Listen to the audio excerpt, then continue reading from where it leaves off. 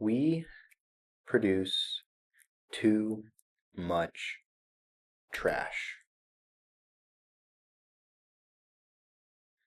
In 2018, the EPA reported that the United States generated over 300 million tons of landfilled waste annually.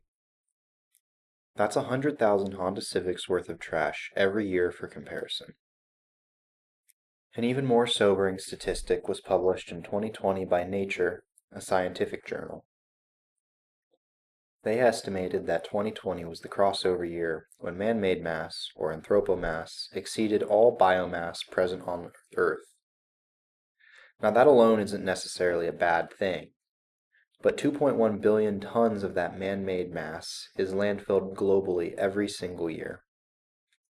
That's 700,000 Honda Civics worth of trash every single year going into landfills. That's kinda a lot of trash. We're throwing away a lot of stuff, a lot of products. Hi, my name is Titus, and I want to design products. But people will just throw away the products I design, right? I mean, we just looked at the stats about that. So what are my options? As a designer, what can I do?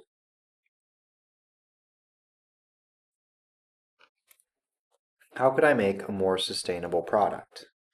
To figure this out, I needed to know what options already exist.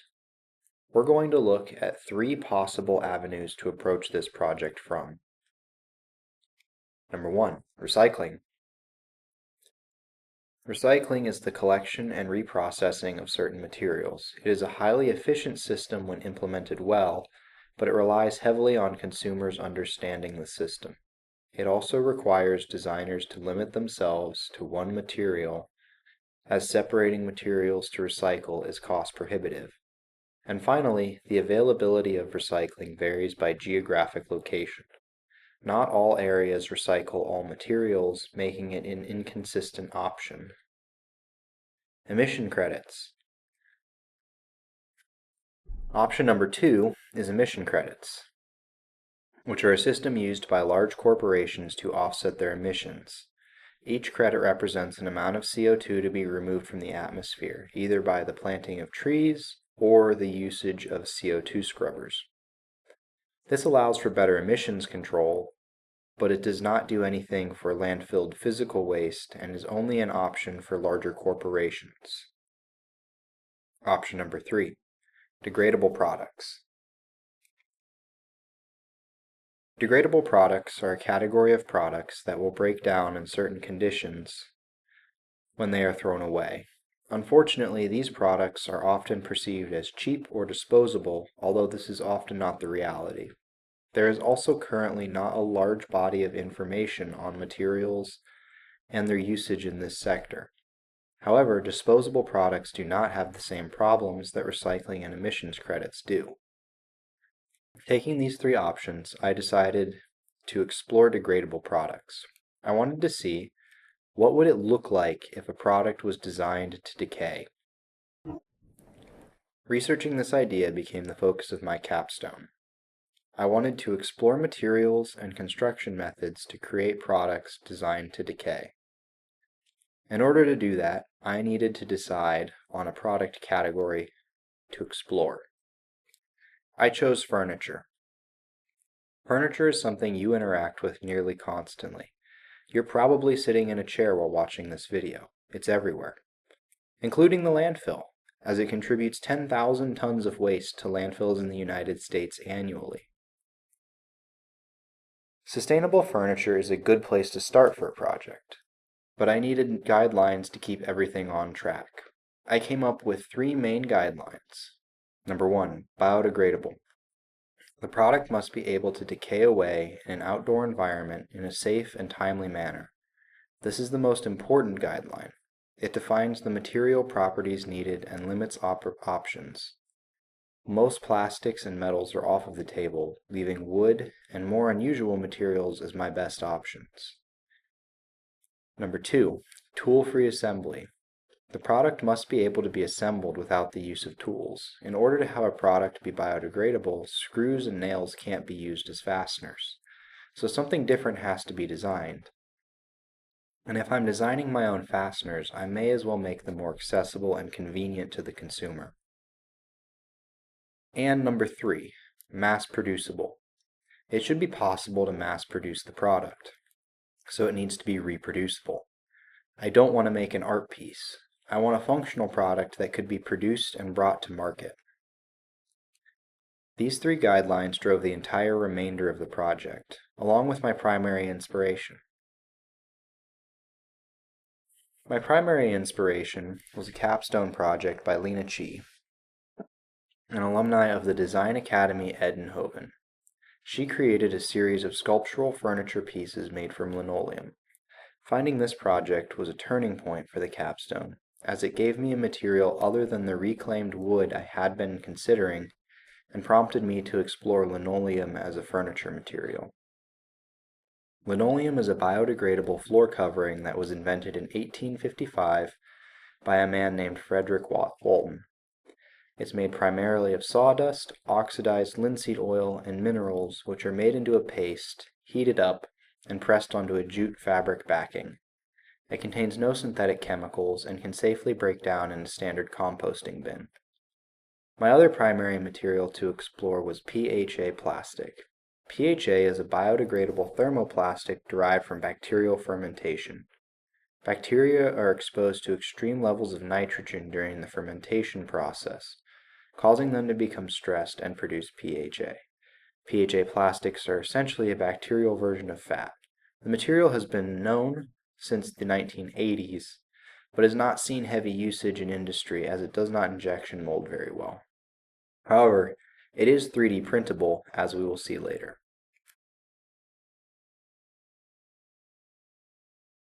Once I decided on what I wanted to make and how I wanted to construct it, I needed to decide how it would look. These sketches helped me to explore what might be possible with the materials and ideate on new ways to fasten the pieces together. Each piece is made up of a long sheet of linoleum folded back over itself with a dowel running through the middle. A seat or tabletop is then laced on top and cinched down tight. After sketching came paper models. These were rough and quick, but helped me to see my designs in 3D space early on in the process. You can see my experiments with the corrugated structures in these images. While designing the furniture, I also designed and 3D printed my fasteners out of PHA plastic. These took a lot of trial and error. PHA prints well, but it takes about 24 to 48 hours for the plastic to fully harden after printing. This makes it susceptible to warping, so every dimension had to be tolerant to account for distortion so I could get a consistent fit with all of the different pieces.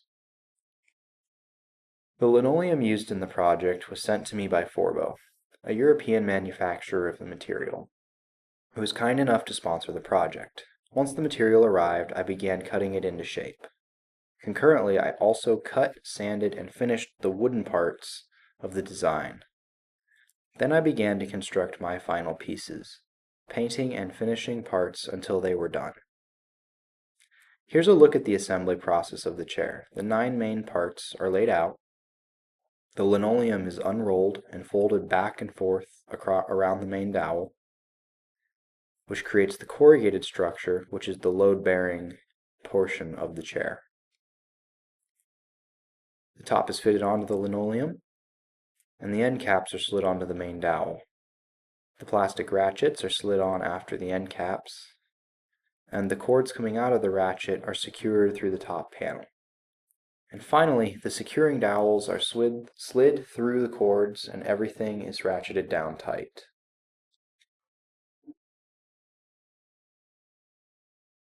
Nomad, someone who does not settle in one place.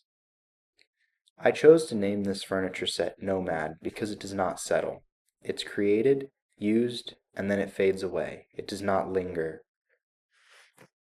The set is made up of 2 designs, 2 chairs and a coffee table.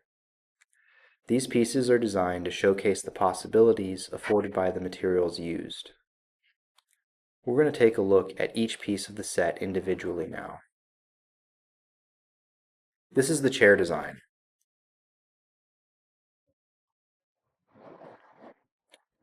It measures 22 inches by 22 inches square, with a seat height of 17 3/4 inches.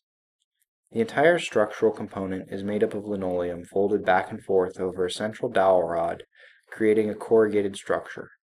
On top of that is a plywood seat. The seat is cinched down with the ratcheting mechanism, 3D printed out of PHA plastic. The chair is a simplistic and minimal piece. It is assembled from a roll of linoleum cut to size, 3 plywood pieces, 3 dowels, and the 2 plastic mechanisms. 9 parts in total, with no tools needed. The coffee table is assembled in a similar method. It measures 22 by 48 inches and 17 3/4 inches tall, with linoleum and a central dowel again creating the structural elements. However, the table uses 4 separate ratchets, 2 per side, as I wanted this piece to highlight the possibilities of 3D printed parts in furniture. These 4 barnacles tighten the tabletop down onto the main linoleum structure, just like on the chair. The ratchet on the chair and on the table are mechanically the same thing, but we are going to be looking closer at the ratchet found on the table as it is more easily seen and understood components. The mechanism is made up of 6 parts, all 3D printed. The base plate is adaptable to different size dowels or to flat surfaces. It interfaces with the main body, which houses the spool. The spool has the cord threaded into it and has an interface on its top that attaches to the compliant pawl. This is the heart of the design, as it locks the rotation to only tighten when engaged with the teeth on the body. Passing through the pawl and the spool is the dial, which is turned by the user to tighten the cord, or pulled out away from the mechanism to disengage the ratchet, allowing the spool to spin freely and unwind. Through the dial runs the top cap, which sandwiches the design together, locking into the base. Materials, research, and engineering come together to create a product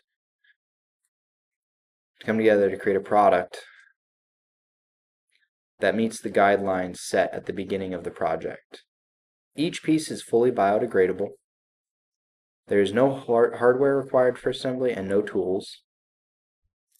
And all the pieces and parts could be produced in a higher volume using die cutting for the linoleum components, wood crafting for the wooden parts, and utilizing a 3D printing farm to produce the PHA components.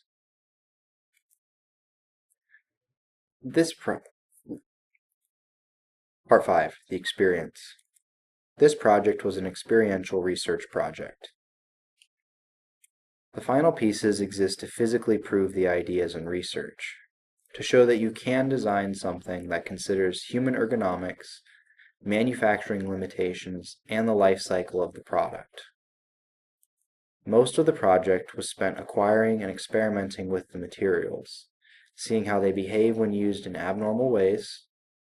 For example, the entire design of the chair changed at the assembly phase. The material didn't behave how I expected, and the back of the chair had to be removed completely. This project was a learning experience, learning how die cutting works, learning how to print exotic filament, cold calling a company and pitching the project to get material sponsored, and learning how to adapt my designs to the new material. And ultimately, I learned the answer to my original question. What would it look like if a product was designed to decay? It looks like hours of experimentation, research, and ideation, but it is possible, and it is becoming more and more necessary the more trash that we produce. Thank you for your time. I want to thank the staff at the ICC for everything that they do, Packaging Corporation of America for letting me tour their facility and teaching me about industrial die cutting, Variety Flooring for their help contacting Forbo, and Forbo for sponsoring the materials used in this product. Thank you.